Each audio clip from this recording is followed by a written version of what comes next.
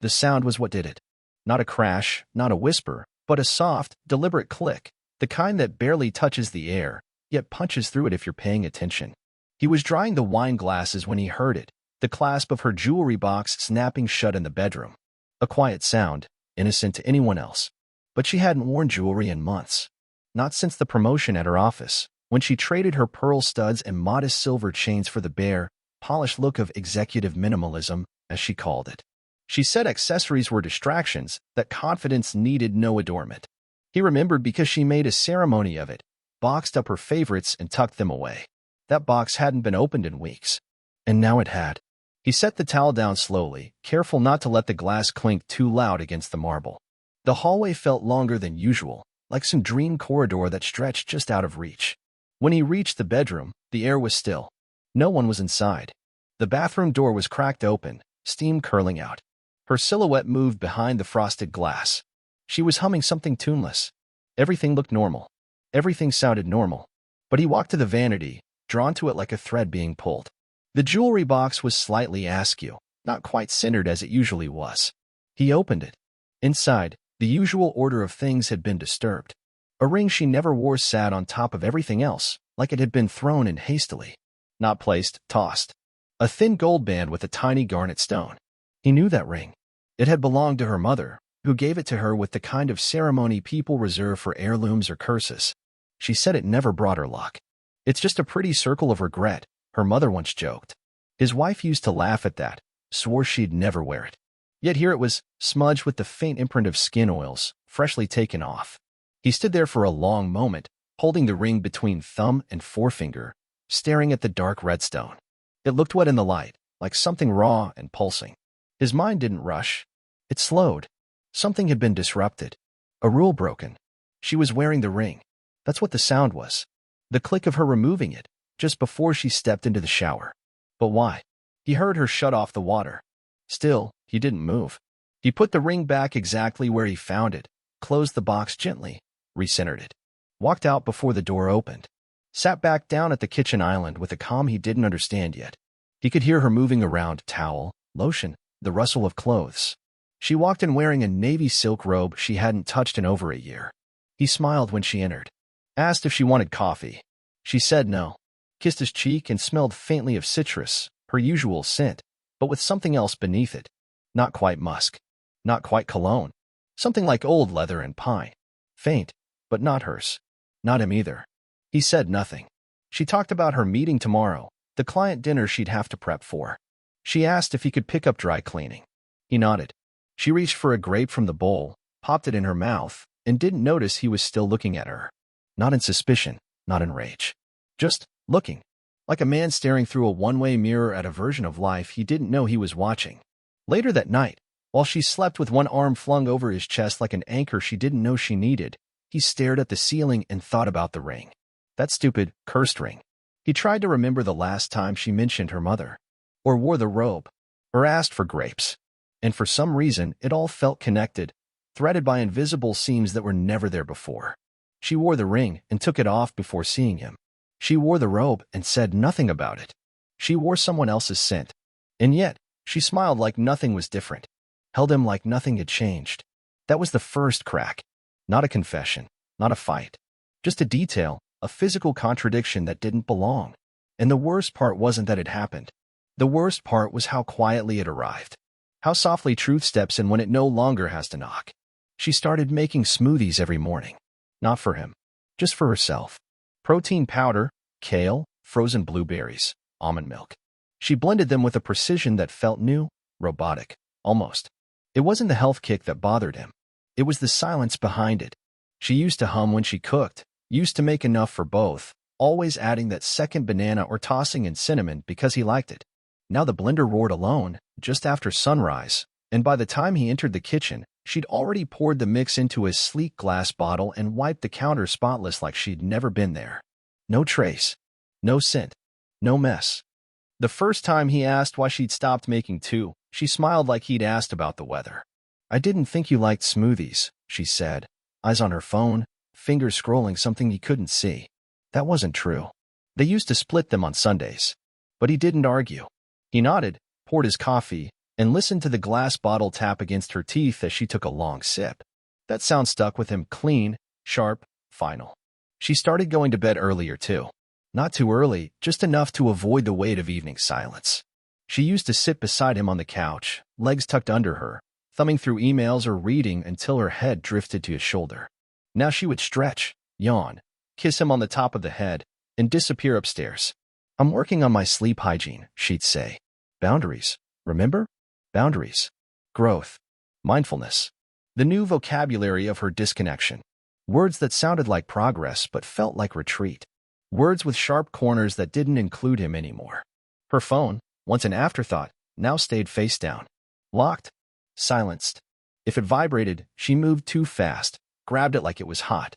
Her laugh, once open and effortless, had become segmented, mechanical bursts of sound that died too quickly.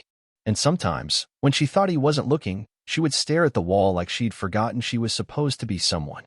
The dinner conversations changed, too. Not in content, she still told stories from work, mentioned names he'd never meet, projects he couldn't care about. But the tone was off. She smiled too often. Not warm, not real, just a stretch of lips and teeth that never met her eyes. Once, she told him about a meeting that went horribly wrong. Client blew up.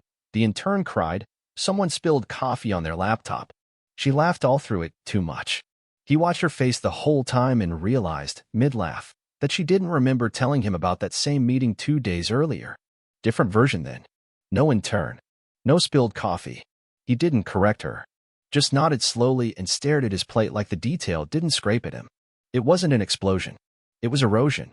Everything still functioned, schedules, smiles, the occasional kiss, but the space between them had turned radioactive. She was there, but only in body. Her mind, her warmth, her presence, they'd been outsourced. Then came the almost. He was folding laundry one night, hers, not his, because she'd forgotten to grab it from the dryer. She always folded her own. Always. But now he stood there, sorting fabric in motion, when something fell out of her cardigan pocket. A receipt. He picked it up without thinking. 2 glasses of wine. Bruschetta. Charred octopus. It was from a restaurant downtown, fancy, loud, intimate. He knew it. They'd gone there for their anniversary last year. The date on the receipt was a Tuesday. She had told him she stayed late at work because of month-end reports. He held the slip of paper in his hand, long after the clothes were stacked, and stared at it like it might change if he blinked.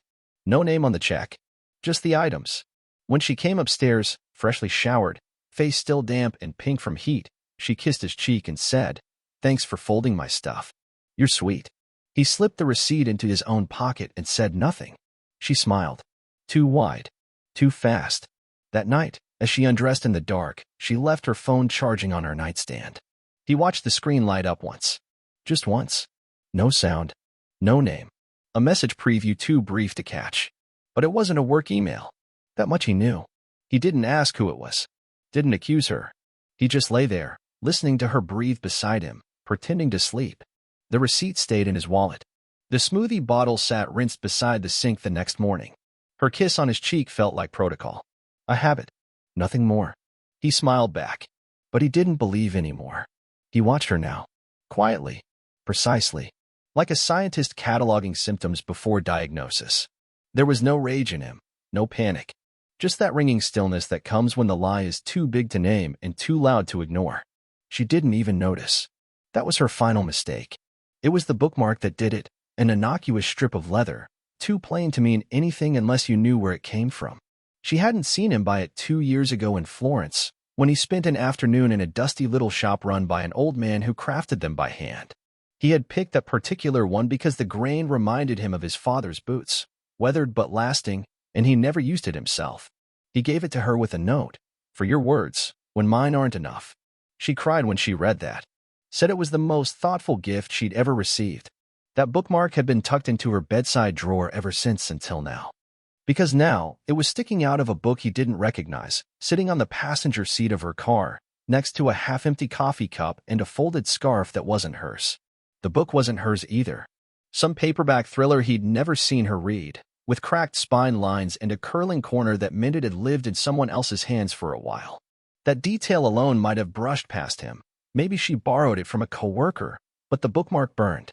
Not because it was missing, but because it had been repurposed, slipped casually into something foreign, something not hers, like it belonged to a life he had no part of.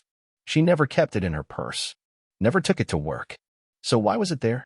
Why was it inside a book she'd never mentioned, with a scarf she never wore, in a seat she never let anyone else ride in, unless she wanted to keep the other seat clean? He didn't confront her. He just waited until she came home late again, with that now familiar glow of a woman who thought she was clever. She kissed him on the cheek, too quick, too light, already turning away before she landed it. Said traffic was awful. Said she was starving. Said, "What's for dinner?" He smiled. Told her he'd order something. Watched her walk to the bathroom and leave her phone on the counter, locked, of course. When the food arrived, she talked about how tired she was, how work had been nonstop, how she might ask for a day off soon to recharge. But her face betrayed none of it. The exhaustion she described didn't reach her eyes. And that's when the shift happened. Not a spark, not a scream, just a quiet, internal exhale. He wasn't trying to believe anymore. The war had begun. Not out loud. Not yet. But something inside him rearranged itself, like a room quietly being emptied before demolition. The next morning, he told her he had an early meeting and left before she woke up. But instead of driving to work, he circled back, parked 3 streets down, walked to the side alley that curved behind their building, where her car sat in its usual spot. He opened the passenger door. The book was gone. So was the scarf. But in the cup holder, the receipt still sat, folded, like it had been pressed by fingers unfamiliar with concealment. He opened it. 2 lattes, one with oat milk. A blueberry scone. Timestamp, 7:42 a.m.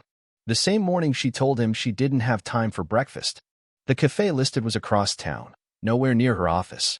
He memorized the details, took a photo, refolded it, returned it to the cup holder, shut the door, walked away. Tactical, surgical, no reaction, just information. He didn't sleep that night. He didn't need to. His body felt calm, energized in a way that reminded him of the hours before a job interview or a crucial negotiation, moments where failure wasn't an option because the outcome was already being shaped by his will. The next day, he watched her get ready. Saw the way she picked her earrings, different from yesterday, newer. Saw the way she chose perfume, not her usual citrus, but something heavier. He made a mental note. He offered her coffee. She declined, said she'd already grabbed some. He kissed her goodbye like a man sealing a tomb. And as she walked out the door, he turned to face the mirror in the hallway and said to no one, "She thinks I don't know." That was the moment. Not the bookmark. Not the book. Not even the receipt. The moment was that realization. She was lying with the confidence of someone who believed she'd already won. And that meant she hadn't even begun to imagine what it looked like when he decided to stop playing the fool. He wasn't wondering anymore. He wasn't doubting. He was calculating, strategizing, setting the first dominoes in place. Because now he didn't want answers, he wanted collapse. Hers. He hadn't meant for it to happen there, wasn't his style. He planned to do it clean, private, quiet. But she picked the restaurant. Picked the corner booth they always reserved on anniversaries. Picked the moment like a card in a magician's deck, casual, smiling, all false charm and easy laughter. She arrived 10 minutes late with her phone in hand, already smiling like she'd rehearsed it in the car. Her lipstick was new, hairstyle just slightly differently. A little more effort than dinner with your husband required. "Sorry, traffic," she said, sliding into the booth like she belonged to the moment. He just nodded. Let her order her wine. Let her talk about work like everything was fine. She went on about a project launch, about a coworker who kept messing up spreadsheets, about her exhausting week. But her eyes didn't hold him. They danced everywhere else, at the waiter, at her napkin, at the door. And when she laughed, he saw the hollowness. He waited until she took the second sip of wine. Then he laid the book on the table. The same paperback he found in her car, with his old bookmark still wedged between the pages. Her face froze, not in fear, just confusion, the first tremor of her reality cracking. "What's this?" she asked, lightly, almost amused. "Found it in your passenger seat," he said calmly. "Along with your smoothie bottle, a scarf you don't own, and a receipt for breakfast across town." Her smile twitched. "So you went through my car?" He didn't blink. "You left the door unlocked." It was practically an invitation. She leaned back, crossed her arms, and smirked like she was suddenly on stage. "Well, so this is about a book? Or a coffee receipt?" He nodded slowly. "No. It's about how many parts of your life I'm not in anymore." She scoffed, flicked her fingers at the air. "Oh, come on. You're being paranoid. You've been acting weird for weeks. Snooping. Silent treatment. This is your issue. He leaned forward, voice low and surgical. You wore the ring your mother gave you. The one you said was cursed. Took it off before coming home. Why? She faltered, blinked. I just found it. Thought it might look nice with my outfit. But you never wear it, he continued. You called it a circle of regret. You told me that story. You cried. And now it's back in rotation. She opened her mouth, closed it, then tried another angle. Look, you're reading way too much into this. I have a life outside of you. That's normal. It's called boundaries. He laughed softly, bitter and clean. No.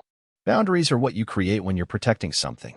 This is a perimeter you built to hide someone inside it. Her eyes narrowed. I don't deserve this interrogation. He shook his head. No. You deserve exposure. You just thought you could outrun it with fake smiles and recycled lies. She sat up straighter, the smirk gone now. You're twisting everything. You're so obsessed with being betrayed that you've created it. Tell me his name, he said, flat. Sharp. She flinched, barely. There is no he. Then whose scarf was it? A coworker's. She left it in my car. Whose book? I borrowed it. Then why use my bookmark? Why did you lie about breakfast? Why did you say you skipped it when I have the receipt in my pocket? She stared at him, the cracks forming now, spreading across her carefully constructed expression. You've been following me? I've been watching the woman who stopped being my wife 6 months ago.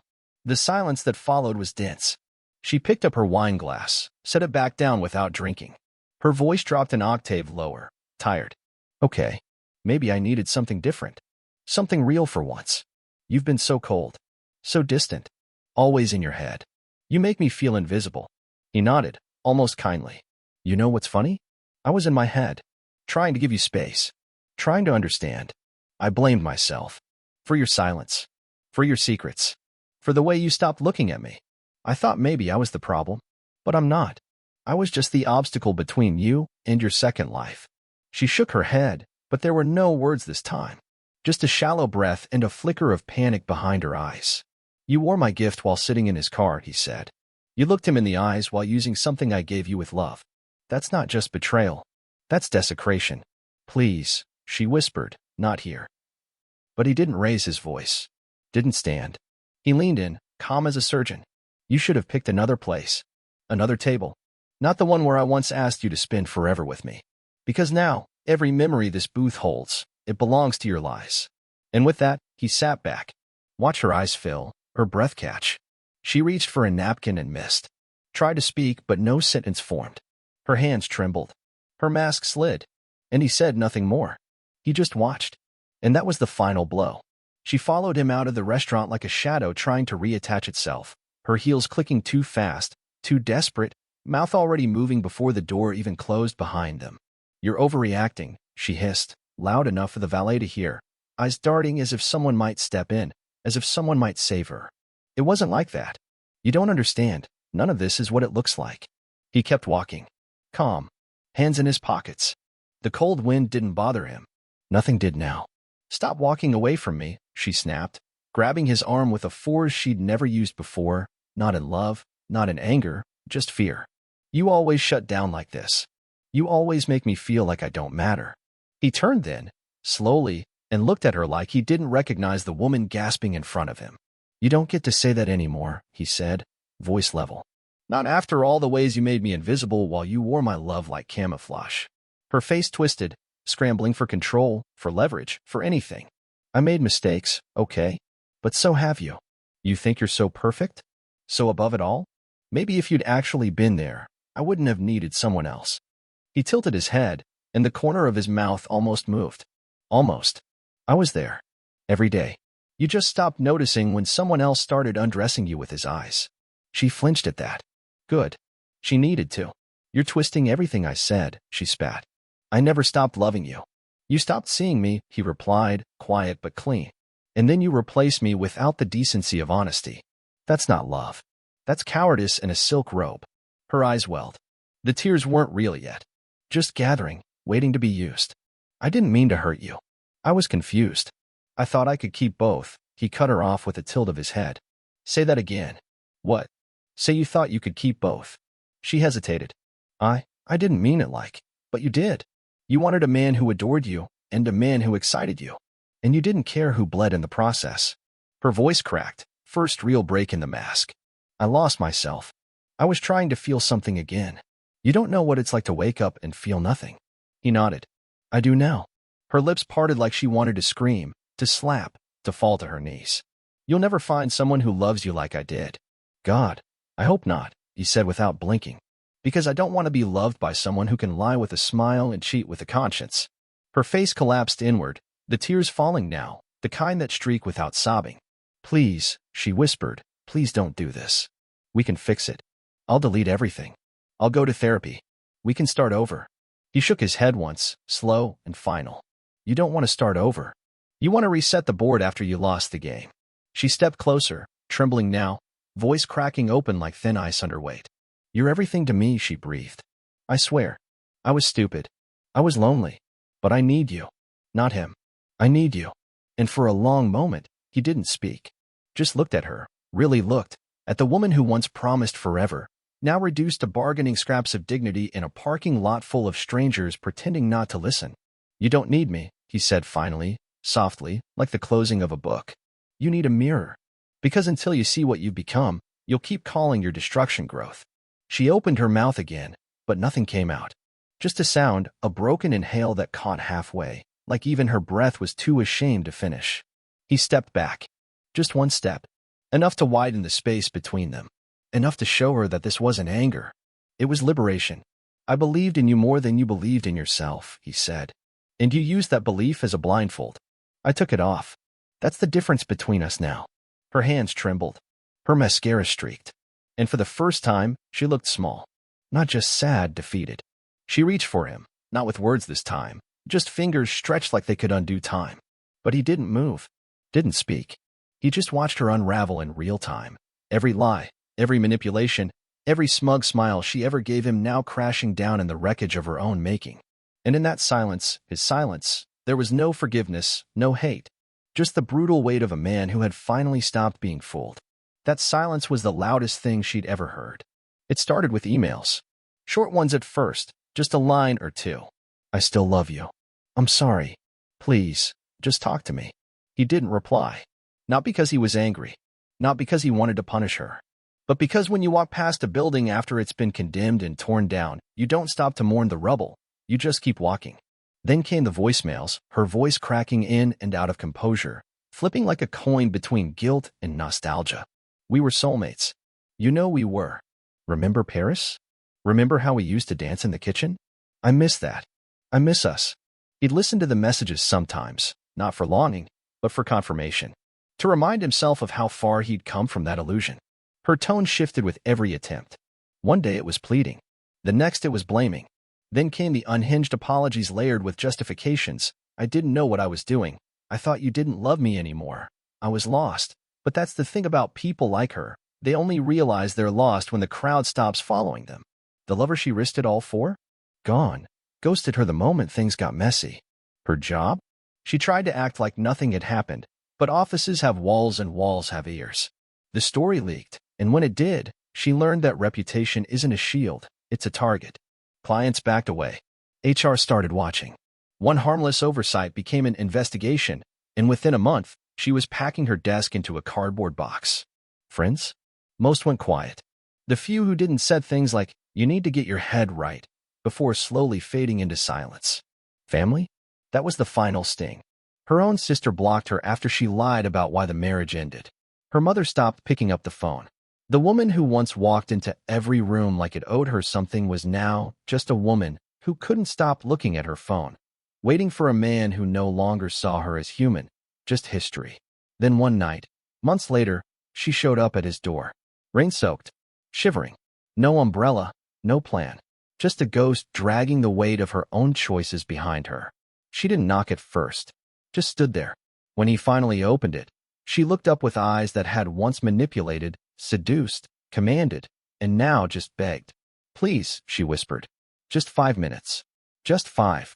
He didn't say anything at first, just studied her, like a painting he used to love that now hung crooked and faded, irrelevant in its own frame. She stepped forward like she belonged. He didn't move. I'm not asking you to forgive me. I just need you to understand, her voice cracked. I thought I had everything under control. I thought you'd never find out. And when you did, I thought maybe, somehow, you'd still see us. He finally spoke, and his voice was colder than winter steel. There is no us. There's you, and the man you thought you could keep in your back pocket. That man's gone. She broke then, right there on the porch. Fell to her knees like gravity itself couldn't hold her up anymore. I have nothing left, she sobbed. He left. Work's gone. No one talks to me. You're the only one who ever really knew me. He looked down at her, this woman who once played chess with his heart, and smiled while she stole pieces. And now she was just another stranger in the rain. You're wrong, he said, voice even. I didn't know you. I knew the version of you that you built for me. The one who said forever and meant, until something better shows up. I don't know who this is. Her lips trembled. I'm still me. He shook his head slowly. No, you're just what's left. And with that, he stepped back and closed the door, not with hatred, but indifference. And that was worse. Because rage means you still care. Silence. Silence is the end. She sat there for a long time. Hours maybe.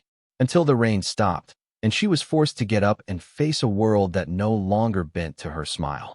She became what she feared most, forgotten. And he lived. Not spitefully. Not bitter. Just better. Lighter. Freer. And every now and then, when someone asked about her, he'd just say, that was a long time ago. I don't know her anymore. Because truly he didn't. She was just a story now. And this was the last chapter. Thanks for listening.